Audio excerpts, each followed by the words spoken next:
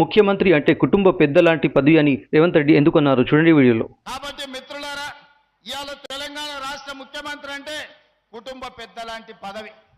చిన్న వయసులోనే పెద్ద బాధ్యత నా భుజాల మీద పెట్టింది ప్రజలు, అదేవిధంగా మా నాయకులు అందరు కలిసి.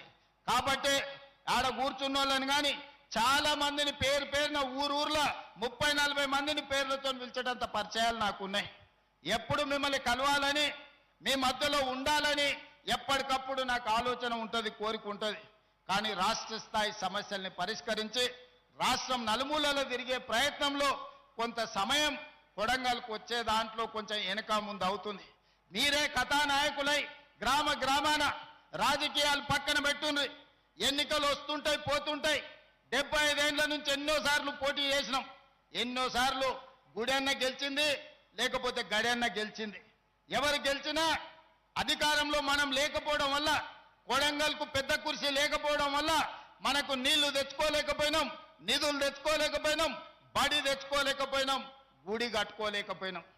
మరి ఇవాళ మీ ఆశీర్వాదంతో పెద్ద కుర్చీ కొడంగల్కు కదిలొచ్చింది.